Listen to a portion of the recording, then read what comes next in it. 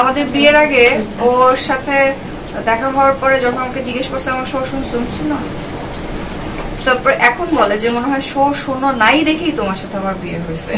আমি হিসেবে নিলাম কেন অনেক কেয়ারিং, লাভিং, তারপর রেসপন্সিবল একটা মেয়ে। আসলে যেরকম হাজবেন্ড ড্রিমে যেরকম হাজবেন্ড হয়তো মেয়েরা চিন্তা করে, ও অ্যাকচুয়ালি ওরকমই।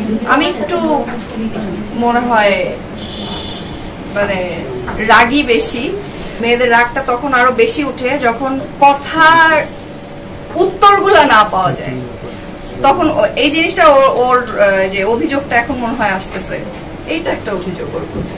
ঝগড়া করে লাভ আছে, এটা তো এমনি জিতবে। আমি আবার রাগও করি, আমি আবার সরিও বলি, কিন্তু ও এক্সপ্রেসিভ না অ্যাকচুয়ালি। ও হয়তো আমি বুঝতে পারি যে ও রাগ ভাঙানোর ট্রাই করতেছে, বাট মুখে কিছু বলবে না। ফুল আনে, গিফট আনে,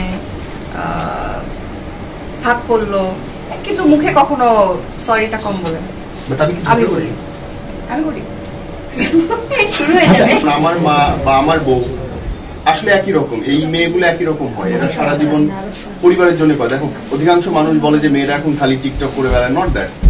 যারা করে তারা করে, কিন্তু অধিকাংশ বাঙালি নারী এখনো আমার মনে হয় 90 থেকে 80% বাঙালি নারী স্বামী, সন্তান, পরিবার নিয়ে করে এবং তাদের উন্নয়নের জন্যই মাথার ঘাম পায়ে ফেলে রিমু তার একজন। আমি বলবো তোমরা ভাই সবাই উত্তর একটা হাততালি দাও। সম্ভবত বাংলাদেশে একমাত্র কন্টেন্ট ক্রিয়েটর আমি যে নারী উদ্যোক্তাদের বিনামূল্যে আমার পেজে প্রমোট করি। আমাকে আজ পর্যন্ত কেউ বলতে পারবে না যে আমি কারো কাছে 10 টাকা নিয়েছি, বরং আমি উল্টা তাদের চা খাই, নিজে বানা খাই, যদি রোজার দিন না হয়।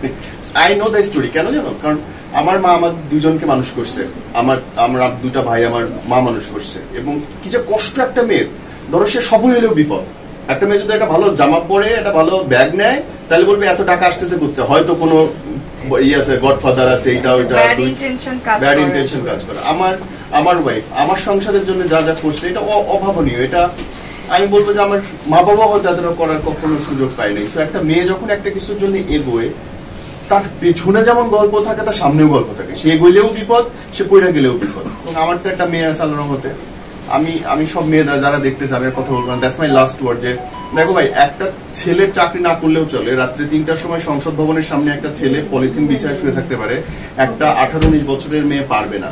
একটা ছেলে 2 মাস বেকার থাকলে কিচ্ছু যায় আসে না, কিন্তু একটা মেয়ে যদি এক রাতও ঘরের বাইরে থাকতে হয়, সেটা তার নিজের জন্য হুমকি। সো নিজের মেয়ে, নিজের বোন, নিজের মা, এদেরকে নিজের পায়ে দাঁড়াইতে বলো। অর্থনৈতিক শক্তির উপরে কোনো শক্তি নাই। আর রাসূলুল্লাহ সাল্লাল্লাহু আলাইহি সাল্লাম বলো, ইসলাম ধর্ম বলো, হালাল রিজিক সবচেয়ে উন্নত জীবন দান করবেন, এই কথা দিয়েছেন ব্যবসার জন্য। সো মেয়েরা সৎ পথে ব্যবসা করো, আল্লাহ তোমাদের সাথে আছে এবং আল্লাহ তোমাদেরকে অনেক রহমত দিয়ে পাঠিয়েছে আমাদের জন্য, পরিবারের জন্য। আমি আমার পেজে খুব জ্ঞাতভাবে, পরিচ্ছন্নভাবে ভালোবাসা এবং অন্য মানুষকে উদ্বুদ্ধ করার জন্য নোটেড। প্রত্যেক দিন আমার প্রায় 13 লাখ ফলোয়ার আছে, ছোট্ট একটা পেজ। তো সেখানটায় আমি কম করে আমার বউয়ের ছবি আমার সাথে 4টা পোস্ট করি প্রতিদিন স্টোরিতে। এখনো দেখতে পারেন। এটা পলিটিক্স না না, ভাবি ইম্পর্টেন্ট গুলো পাঠায়। ওই যে তোমার ড্রেস নাই, তারপর ড্রেস খুঁজতেছো, এগুলো পাঠাইছিল আর কি। আমরা দেখছি ভাবির কাছেও যাব, ভাবির কাছে অনেক প্রশ্ন আছে। কারণ কি আমি মনে করি যে পুরুষ, একটা ছেলে থেকে পুরুষ হইতে সময় লাগে।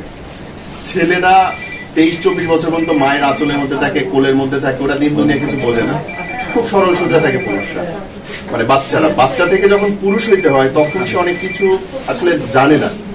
তখন তার বউ বা তার গার্লফ্রেন্ড তাকে একটু একটু করে কাটে, ছেলে, তারপরে একটু শেখায়। তো ওই জার্নিটা অনেক কঠিন। Still I am learning how to love, how to make family. টিকটকের কারণে না, ডিভোর্স বাড়ছে তার অন্যতম কারণ হচ্ছে আগে মায়ের পিঠ খায়েও মেয়েরা সহ্য করে থাকতো, তার যাওয়ার জায়গা ছিল না। এখন মেয়েরা জানে যে সে রাস্তায় গেলে গার্মেন্টসে হলেও চাকরি করতে পারবে। দেশের এই উন্নয়নটা হয়েছে। So I don't think so TikTok বা কোনো বরং টিকটক অনেক ক্ষেত্রেই হেল্প করছে ব্যবসা দাঁড় করানোর জন্য। কিছু মানুষ প্রতিবন্ধী সবসময় থাকবে এবং এটা তাদের রুচি থাক, এটা তাদের অসুস্থতা থাক, মেনে নিতে হবে। সব জিনিসেরই খারাপ ভালো আছে ভাই।